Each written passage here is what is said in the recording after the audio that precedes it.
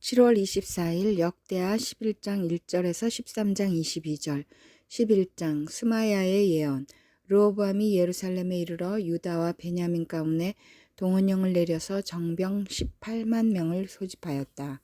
그는 이스라엘과 싸워서 왕국을 다시 르호보암에게 돌리려고 하였다. 그러나 그때 주님께서 하나님의 사람 스마야에게 말씀하셨다.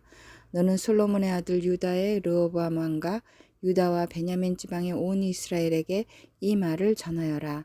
나 주가 말한다. 일이 이렇게 된 것은 내가 시킨 것이다. 너는 올라가지 말아라. 너희의 동족과 싸우지 말고 각자 집으로 돌아가거라. 그들은 이러한 주님의 말씀을 듣고 여로보암을 치러 가던 길을 멈추고 돌아섰다. 르호보암이 요새를 만들다. 르호보암은 예루살렘에 자리 잡고 살면서 유다 지방의 성읍들을 요새로 만들었다. 베들레헴과 에담과 드고아와 벳술과 소고와 아둘람과 가드와 마레사와 십과 아도라임과 라기스와 아세가와 소라와 아얄론과 헤브론이 그가 유다와 베냐민 지방에 세운 요새 성읍들이었다. 그는 이 요새 성읍들을 강화하고 거기에 책임자를 임명하고 양식과 기름과 술을 저장하여 두었다. 각 성읍마다 방패와 창을 마련하여 두어 성읍들을 크게 강화하였다. 이렇게 유다와 베냐민은 르호보암의 통치하에 들어갔다. 제사장들과 레위인들이 유다로 오다. 이스라엘 전국에 있던 제사장들과 레위 사람들이 모두 자기들이 살던 지역을 떠나 르호보암에게로 왔다. 레위 사람들이 목장과 소유지를 버리고 유다와 예루살렘으로 온 것은 여로보암과 그의 아들들이 그들에게 주님을 섬기는 제사장 직분을 수행하지 못하게 하고 따로 제사장들을 세워서 여러 산당에서 순념소 우상과 자기가 만든 송아지 우상을 섬기게 하였기 때문이다. 이 밖에도 이스라엘 모든 지파들 가운데서 주 이스라엘의 하나님의 뜻을 찾기로 마음을 굳힌 이들이 주 조상의 하나님께 제사를 드리려고 레위 사람을 따라 예루살렘에 왔다. 그들은 유다 나라를 강하게 하고 솔로몬의 아들 르호보암의 왕권을 확고하게 하여 주었다. 그러나 그것은 3년 동안 뿐이었다. 르호보암이 다윗과 솔로몬의 본을 받아 산 것이 3년 동안이었기 때문이다. 르호보암의 가족. 르호보암은 마할랏을 아내로 맞이하였다. 마할랏은 아버지 여리못과 어머니 아비하일 사이에서 태어난 딸이다. 그의 아버지 여리못은 다윗의 아들이고 그의 어머니 아비하일은 이새의 아들인 엘리압의 딸이다. 마할랏과의 사이에서 세 아들 여우스와 스마리아와 사함이 태어났다. 그 뒤에 르호보암은 압살롬의 딸 마아가를 아내로 맞아들였는데 마아가와의 사이에서는 아비야와 아떼와 시사와 슬로밋이 태어났다. 르호보암은 아내 18명과 첩 60명을 거느렸고 그들에게서 아들 28명과 딸 60명을 보았지만 그는 다른 아내들이나 첩들보다 압살롬의 딸 마아가를 더욱 사랑하였다. 르호보암은 마아가의 아들 아비야를 자기의 후계자로 삼을 생각이었으므로 왕자들 가운데서 서열을 가장 높게 하였다. 르호보암은 슬기롭게도 자기 아들들에게 유다와 베냐민 전 지역과 요새 성읍들을 나누어 맡기고 양식도 넉넉하게 되어 주었으며 아내들도 많이 얻어 주었다. 12장 이집트의 유다 침략. 르호보암은 왕위가 튼튼해지고 세력이 커지자 주님의 율법을 저버렸다. 온 이스라엘도 그를 본받게 되었다. 그들이 주님께 범죄한 결과로 르호보암 왕이 즉위한 지 5년째 되던 해에 이집트의 시삭 왕이 예루살렘을 치러 올라왔다. 그는 병거 1200대, 기병 6만 명, 거기에다가 이루 헤아릴 수 없이 많은 리비아와 숲과 에디오피아 군대를 이끌고 이집트에서 쳐들어왔다. 시삭은 유다 지방의 요새 성읍들을 점령하고 예루살렘까지 진군하여 왔다. 그때 유다 지도자들이 시삭에게 쫓겨 예루살렘에 모여 있었는데 스마야 예언자가 르호보암과 지도자들을 찾아와서 말하였다. 주님께서 이렇게 말씀하십니다. 너희가 나를 버렸으니 나도 너희를 버려 시삭의 손에 내주겠다. 그러자 이스라엘 지도자들과 왕은 자신들의 잘못을 뉘우치고 주님께서는 공의로우십니다 하고 고백하였다.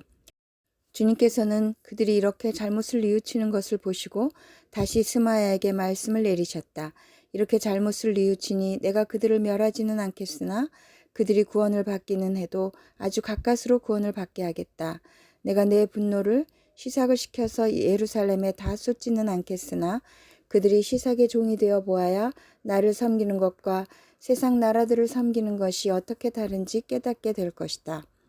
이집트의 시삭왕이 예루살렘을 치러 올라와서 주님의 성전 보물과 왕실 보물을 하나도 남기지 않고 다 털어갔다. 솔로몬이 만든 금방패들도 가져갔다. 그래서 르호보암 왕은 금방패 대신에 놋방패들을 만들어서 대궐문을 지키는 경호 책임자들에게 주었다. 왕이 주님의 성전에 들어갈 때마다 경호원들은 그 놋방패를 들고 가서 경호하다가 다시 경호실로 가져오곤 하였다. 르호보암이 잘못을 뉘우쳤기 때문에 주님께서는 그에게서 진노를 거두시고 그를 완전히 멸하지는 않으셨다. 그래서 유다 나라는 형편이 좋아졌다. 르호보암의 통치 개요. 이렇게 하여 르호보암 왕은 예루살렘에서 세력을 굳혀 왕의 직무를 수행하였다. 르호보암이 왕위에 올랐을 때 그는 41살이었다. 그는 주님께서 이스라엘 모든 지파 가운데서 택하여 당신의 이름을 두신 도성 예루살렘에서 17년간 다스렸다. 르호보암의 어머니 나아만은 암몬 사람이다. 르호보암은 주님의 뜻을 찾는 일에 마음을 쓰지 않고 악한 일을 하였다. 르호보암의 행적은 처음부터 끝까지 스마야 예언자의 역사책과 이도 선견자의 역사책에 기록되어 있다. 르호보암과 여로보암은 사는 날 동안 그들은 늘 싸웠다. 르호보암이 죽어서 다윗성에 안장되자 그의 아들 아비야가 그의 뒤를 이어 왕이 되었다. 13장 아비야와 여로보암의 전쟁. 여로보암 왕 18년에 아비야가 유다의 왕이 되었다. 그는 예루살렘에서 3해 동안 다스렸다. 그의 어머니는 기브아 사람 우리엘의 딸 미가야이다. 아비야와 여로보암 사이에 전쟁이 벌어졌다. 아비야는 전쟁에 용감한 군인 40만을 뽑아 싸우러 나갔고 여로보암 역시 정예 군인 80만을 뽑아서 맞섰다. 아비야가 에브라임 산간 지역에 있는 스마라임 산 위에 서서 소리쳤다. 여로보암과 온 이스라엘은 내가 하는 말을 들어라. 주 이스라엘의 하나님께서 다윗과 소금으로 파기될 수 없는 언약을 맺으시고 이스라엘을 다윗이 다스릴 나라로 영원히 그와 그의 자손에게 주신 것을 너희들이 모를 리가 없을 것이다. 그런데 다윗의 아들 솔로몬의 신하였던 느밧의 아들 여로보암이 일어나서 자기 임금에게 반역하였다. 건달과 불량배들이 여로보암 주변으로 몰려들어 솔로몬의 아들 르호보암을 대적하였다. 그때 르호보암은 아직 어리고 마음도 약하여 그들을 막아낼 힘이 없었다. 너희는 수도 많고 또 여로보암이 너희의 신이라고 만들어준 금 송아지들이 너희와 함께 있다고 해서 지금 다윗의 자손이 맡아 다스리시는 주님의 나라를 감히 대적하고 있다. 너희는 아론의 자손인 주님의 제사장들 뿐 아니라 레위 사람들까지 내쫓고 이방 나라의 백성들이 하듯이 너희 마음대로 제사장들을 임명하지 않았느냐. 누구든지 숫송아지 1마리와 순양 7마리만 끌고 와서 성직을 맡겠다고 하면 허수아비 신의 제사장이 되는 것이 아니냐. 그러나 우리에게는 주님만이 우리의 하나님이다. 우리는 그를 저버리지 않았다. 주님을 섬기는 제사장들은 다 아론의 자손이다. 레위 사람들도 자기들의 직무를 수행하고 있다. 그들은 날마다 아침 저녁으로 주님께 번제를 드리고 향을 피워드리고 깨끗한 상에 빵을 차려놓고 금 등잔대에는 저녁마다 불을 밝힌다. 이렇게 우리는 주님께서 정하여 주신 법도를 지키고 있다. 그러나 너희는 그 법도를 저버렸다. 똑똑히 보아라. 하나님은 우리와 함께 계신다. 그가 우리의 우두머리이시다. 그의 제사장들은 너희를 공격할 때 불려고 비상나팔을 들고 서 있다. 이스라엘 자손아, 너희 주 조상의 하나님과 싸울 생각은 하지 말아라. 이길 수 없는 싸움이 아니겠느냐. 그러나 여로보암은 이미 복병에게 유다군 뒤로 돌아가 있다가 뒤에서 나오라고 지시하여 두었다.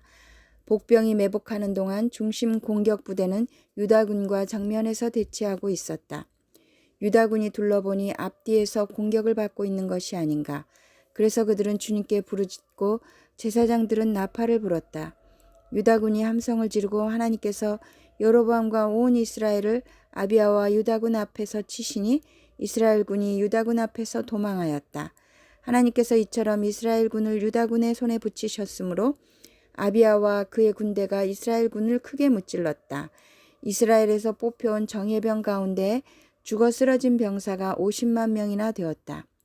이렇게 이스라엘 군이 항복하고 유다 군이 이긴 것은 유다가 주 조상의 하나님을 의지하였기 때문이다. 아비야는 여로보암을 뒤쫓아가서 그의 성읍들, 곧 베델과 그 주변 마을들, 여사나와 그 주변 마을들, 에브론과 그 주변 마을들을 빼앗았다.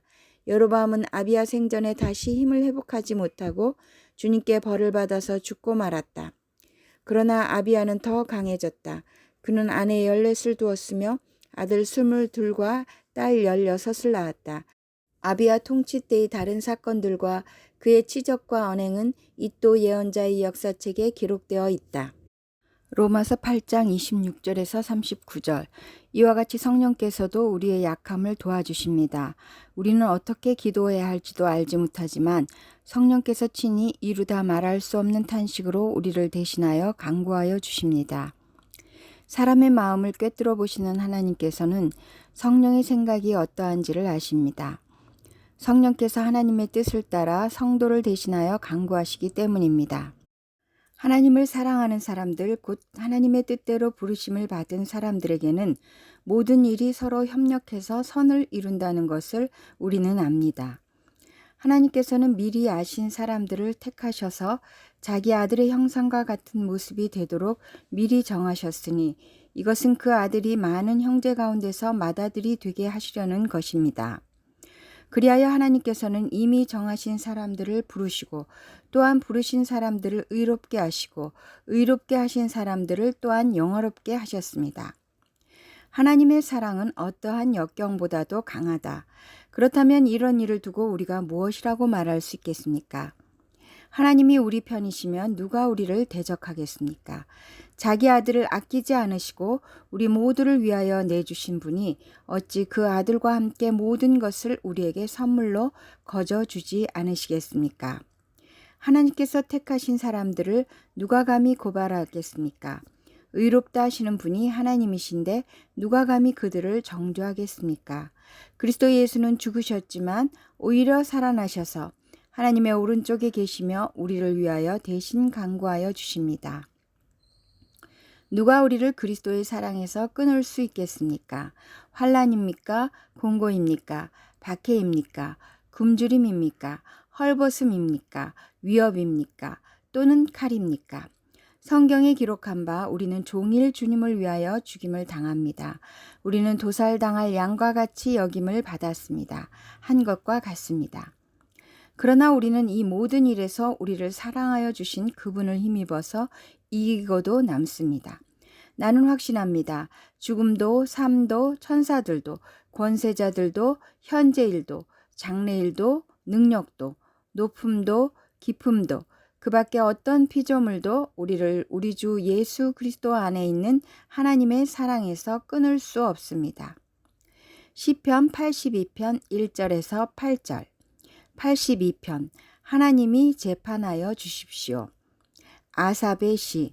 하나님이 하나님의 법정에 나오셔서 신들을 모아들이시고 재판을 하셨다. 하나님께서 신들에게 말씀하셨다. 언제까지 너희는 공정하지 않은 재판을 되풀이하려 하느냐? 언제까지 너희는 악인의 편을 들려느냐? 셀라.